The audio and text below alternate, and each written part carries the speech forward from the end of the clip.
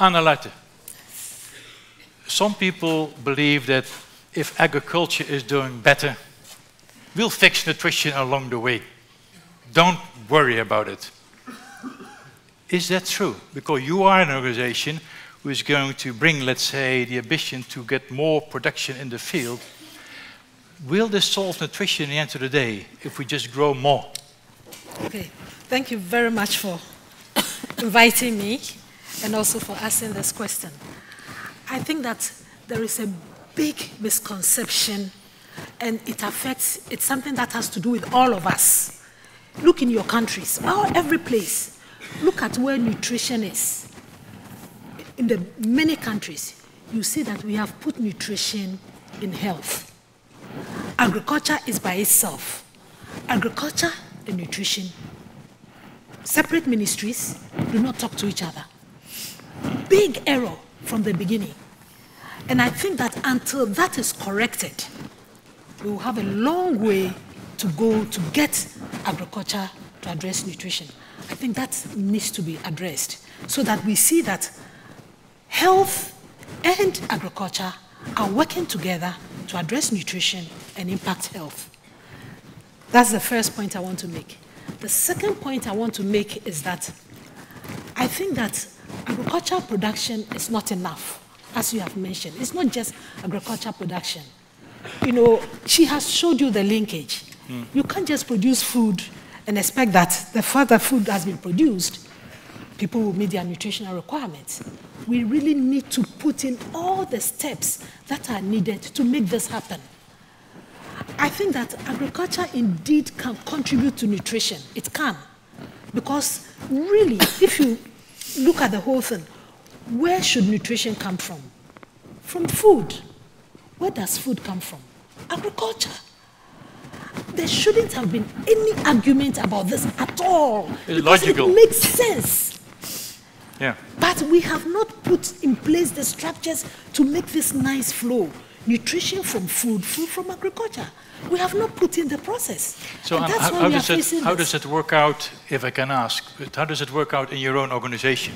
Well, is that a transition of people also itself? Also? Well, okay, I would say that for a long time, you know, let's look at the definition of food security. Yeah. Food security has nutrition in there. But very often, when we talk about food security, we only talk about calories and nourishment. And I think that this is something that must change. And we are changing it very, very fast. Now we are talking about the food systems. You know, food systems. So we are not just talking about only agriculture. Because once the food is produced, until it lands, you want to be sure that it's addressing nutrition all the way through. And that's where we are now going. And FAO is pushing very strongly to say that let's look at the entire food system, not just because I know it was difficult, because we started off as food security. Everybody talked about food security. And then people thought, well, nutrition is also important, isn't it? Then people talked about food security and nutrition. I mean, the role of David Nabarro actually he was a special guy for Ban Ki-moon for food security and nutrition.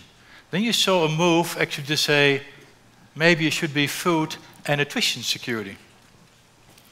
And I can rest assured, before 2030, we will probably talk about nutrition security, as I said before. So you have a means and a goal.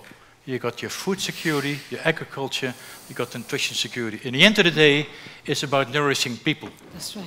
That's the end of the day. So we need to get back, turn the thing upside down here, and end at the end of the day with what you need to bring from the land here. Now, Andrew, going to you. People found out this great name of nutrition-sensitive agriculture. And I thought, this must be a gimmick. Is it a fantasy or is it real, from your point of view? I think it's very real. I mean, it's taken me a while to come to terms with the importance of the distinction between nutrition-specific and nutrition-sensitive. And although I tend to work very much on the nutrition-specific issues, as you've just heard, actually a lot of what we do in the Gambia points towards the huge importance of nutrition sensitive. And I sympathize with both Anna and Marie-Roelle, who to a certain extent have dodged your direct questions about agriculture, because your questions are directly about agriculture. And their point, and my point also, is that it's about much more than agriculture. And I would bring in here sanitation and hygiene. Whatever we do for agriculture, whatever we do for nutrition, it's pretty much wasted if we don't fix sanitation and hygiene. And by that, I mean really fix it. Not just give mums a bar of soap and tell them to wash their But this is an hands. area of healthy lifestyle. You've really got to fix it. But it all plays together, and this empowerment of women, it all plays together. And what strikes me as I get older and older is the huge importance of linking it all together. Yeah, and also the same point is, if you build that connection between nutrition and agriculture, where you say it's not a fantasy, it's real, how do you measure we're successful in that, Marie? Yeah, and before that, what I wanted to pick up on the nutrition sensitive point is the fact that what we mean by nutrition sensitive is the kinds of programs that address the underlying determinants of malnutrition. So they're the programs that address poverty, food insecurity, or the interventions that are meant to improve gender equity, that improve health, or some of the basic things that people need in order to be able to utilize the food properly, including water and sanitation. And what we mean by making, for example, agriculture nutrition sensitive is to use agriculture as a platform to deliver nutrition-specific interventions at the same time as we address the underlying determinants of malnutrition. So the platform idea is very important. We want all the different sectors to, and we talked about I don't mean public versus private, I mean education, health, agriculture, social protection. We want those sectors to become more nutrition sensitive, to speak the same language, and to be a carrier of nutrition inputs. And so we have an agricultural intervention, and we bring in there education for the mother, we bring micronutrient sprinkles if necessary, we bring those nutrition-specific interventions, and we achieve greater reach and coverage with our nutrition interventions by using these other sectors. So it's a mentality. We need to change the mentality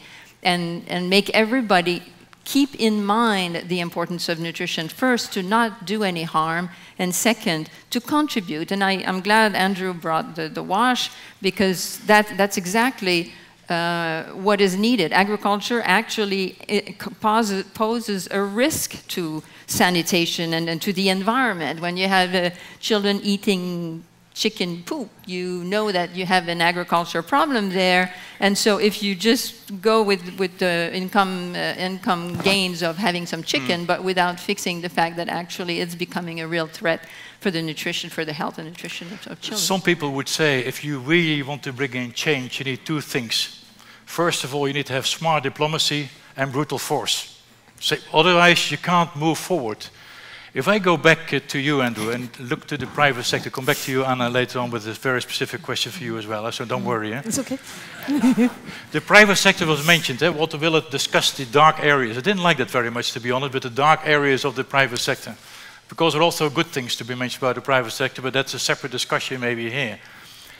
We know that governments cannot continue to feed people. This is a business activity here. And I see, of course, hesitation in getting business in because we don't necessarily trust those people, although we know that they are probably the solution for feeding tomorrow 50 or many billion people we need to have. How do we crack that issue, Andrew? Is there a role for the private sector? How should we incorporate them? People will have their different views. Although I completely agree your view, huh? Yeah, I completely agree with Walter in terms of some of the misbehavior. I am absolutely firmly of the view that we need the private sector, and ultimately the private sector will be the solution. I just use the historical analogy. How did we fix things in Europe? We didn't fix it by an NGO coming from Mars with micronutrient sprinkle tablets. We fixed it through improving the food chain, which was a partnership between agriculture, the supply chain, and essentially private industry at the end. And that's how the future will be fixed. It's how it's pretty much been fixed in South America now. I did an analysis recently of the changes in South America, and with the economic transition, Stunting has pretty much disappeared, anemia has pretty much disappeared. So it fixes itself. Now, of course, you bring in, as I mentioned earlier, other problems, but if we can be wise enough to learn again from history and try to avoid those inevitable, perhaps not inevitable problems of flipping over to the other side of obesity, then we'd be in really good shape. So, Anna, how does that work in your organization? If you look to working with the different sectors and the private sector? Okay, again, let me go back to the food systems, okay? I think that if we have a food systems approach, the food system from all the way from agriculture production all the way until food lands on your plate is made up of different disciplines, is made up of different sectors. And so if we have a food systems approach, all it's saying is that no one group can do it alone. You need all of us working and taking care of the various sectors of the chain to make sure that we deliver what we want to deliver in the end. And that's where we want. It will mean that you work with the private sector, you work with every group, farmers, small farmers, all of them, everybody, processors, retailers, even food needs to be transported. So if you have that food systems approach, you cannot do it alone. You have to do it as a group. And that's where we want to go. Anna was there when, I think it's about 4 years ago, we launched what they call the Dutch diamond approach. Have you heard about that? And where, not yet, isn't it? Well, you need to follow what's happening in the government. Huh? So but what is saying is in the government is that we said you can only make progress when you can combine 4 sectors, which is the government, the private sector, civil society, and knowledge institutes. They need to work hand in glove to build solutions. You cannot leave out one, but you need to harm them, bring them together here. Anna was there when we launched that particular in Wageningen, you remember, Anna? Yeah. Now, Anna, back to you, is that if you look to Africa, because you are from Africa, you see that 90% of the farmers are smallholder farmers. Most of them are women, by the way, also. If you need to see what we need to do in the future, there are 2 ways you can go. Work with the small farmers and increase their capacity they can produce, or also help stimulate big farmers here to ensure that all those people tomorrow can be fed, in particular in Africa. What is it we should do? Okay, thank you very much. Where should we invest? If I'm an investor, I mean, what do I do, Anna? Thank you, thank you. I just want you to see the situation of the smallholder farmer in Africa, especially women. FAO has just done some analysis, okay? Women in Africa own about 1% of land, okay? Sorry, 1% of land. Yeah. Women own 1% of land. They have access to about 7% of extension services and just get access to about 1% of credit. And they don't, even access to technology is a problem. They are using rudimentary equipment like hoes and cutlasses. And with this limitation, they are producing 90% of the food.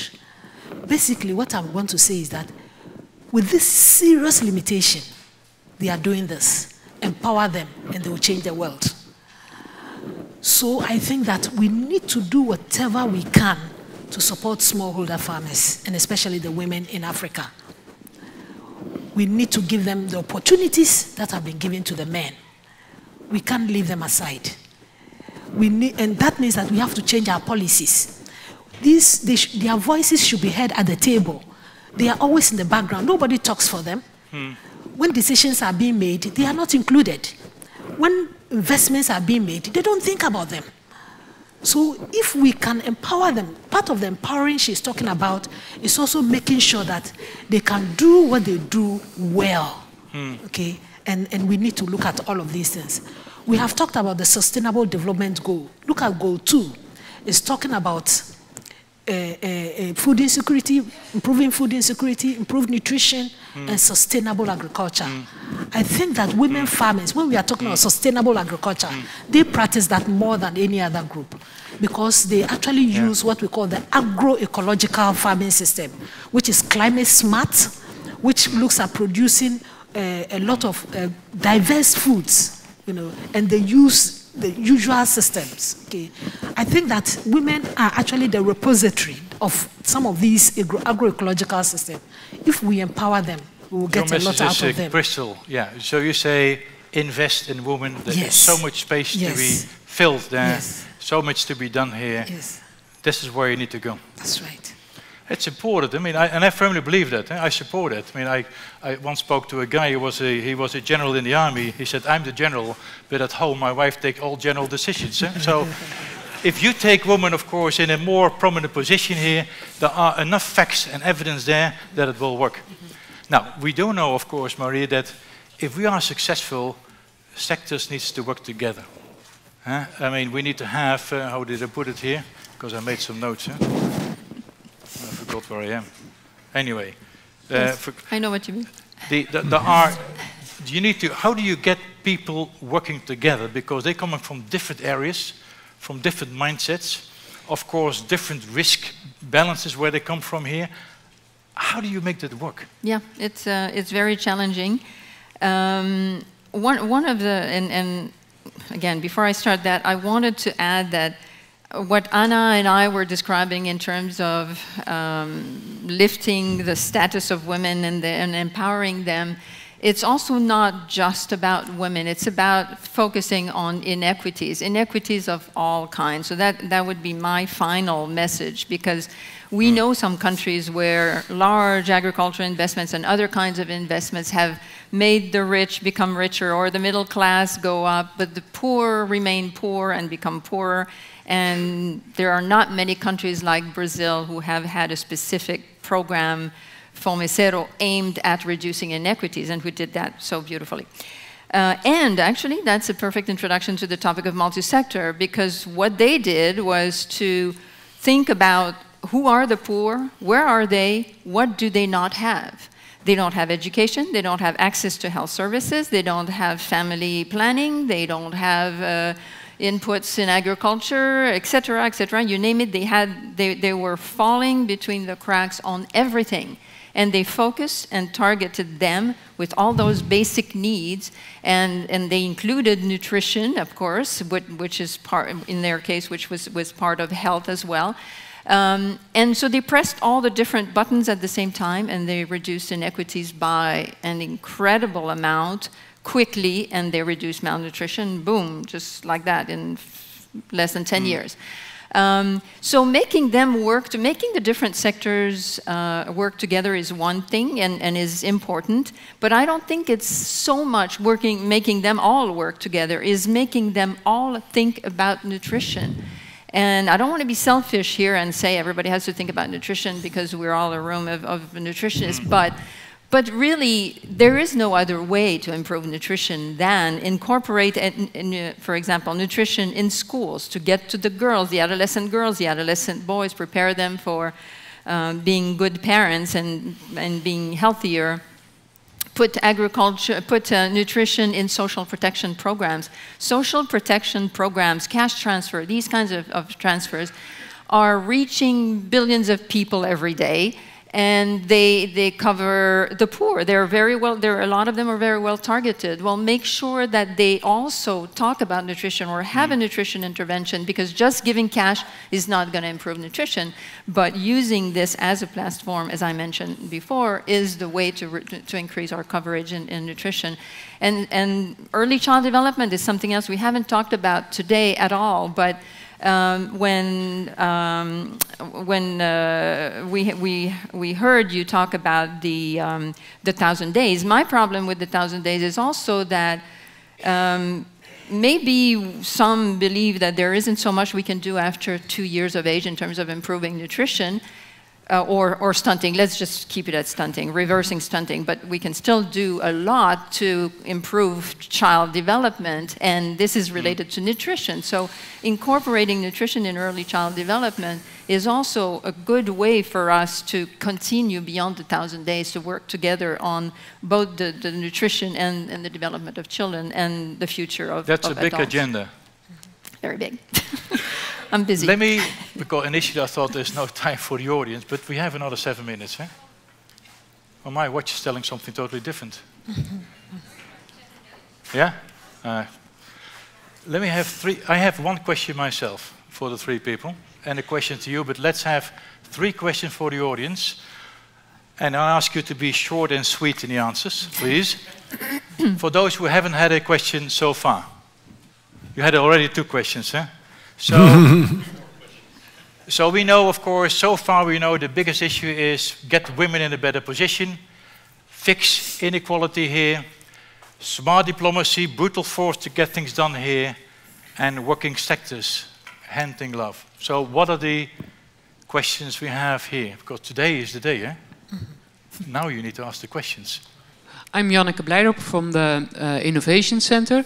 My question, well, have you any idea what your recommendation means for the redirection of the funding and the distribution of the money to the different food programs? You got it, Andrew? Well, that's well, in Holland we have, of course, different what they call top sectors, and they have money, private sector brings in money. We saw a slide on that, and isn't it? You say, do we need to change that direction, isn't it? Well, my perception is that most of the money is spent on agriculture and on production. Have you any idea about the figures? How much money in the world is spent on agriculture and production, and how much money is spent on nutrition? I don't know. Yeah, I mean, in the broad sense. It's in the Global Nutrition Report. There are figures in the Global Nutrition Report that was presented earlier in terms of the small percentage that is spent on nutrition, and even smaller that is spent on implementation. So, you know, there's basic nutrition, and there's nutrition that is more applied, and it's a very, very small proportion. I think it probably doesn't give you recommendations, but it's kind of obvious that it's so minimal compared to how much is spent on other sectors that there is a need for some balance, better balance. My comment, I know a brave woman, it's Agnes Dinkelman, who was trained in Zimbabwe. 20 women in non-violent communication. There was also a minister of Liberia present at the debriefing, but I think communication between men and women in Africa is probably key to the success to make all things move. And her training was a wonderful success, and the United Nations want to use that model also in other countries. Thank you for that. That was a comment. Now we come to my question, my last question, and I want a question first to you. Because, I mean, I had a number of other questions also to you, Andrew, but the time was so limited here that it's always limited. Eh? We always have a lack of time, isn't it? Eh? Hate it? So we discussed nutrition science, and we always say, like Frans is saying, we need more science, of course. It's never ending, of course, investment and money. At the same time, people die of hunger and malnutrition. So we need to work along the way here. So I thought if we would have a choice to say, let's go for a mix of generic solutions that are easy to implement, that reaches lots of people, but may not meet everyone's specific nutrition needs. So what we have, we throw out and we see what happens. Or we need to invest in developing tailor-made solutions that are probably more effective, and also probably more expensive, probably reaching less people, but they're better. What do we do? Both. So either the mix of solutions or tailor-made solutions. Mixed solutions reaching a lot of people, less expensive, not sure about the outcome, tailor-made solutions which are more expensive, reaching less people, and stronger impact here. What shall we do? I mean, Andrew. Well, if you would have a choice. I'm going to be cheeky. I'm going to go for all 3. My big buys are education, piped water into people's homes, and in certain circumstances, possibly altering the epigenome of the mother at the time of conception, a tailored solution. Anna. I'll go for the first option. I will say that we really need to reach a lot of the people at the same time and make an impact as soon as we can. There may be good options, but let's not let the perfect be the enemy of the good. Let's work with the good and reach as many people as possible. Yes, and I agree with both of them. I really don't think it's an either-or question. And it's different people who do different things and different investors that invest in the different things. So it's fine. Let's just saturate the environment with the good science, but also the good implementation and the good programs and the reduction of poverty, and everything will be beautiful. And all the MDGs will be met. Okay. Thank you very much for the panel.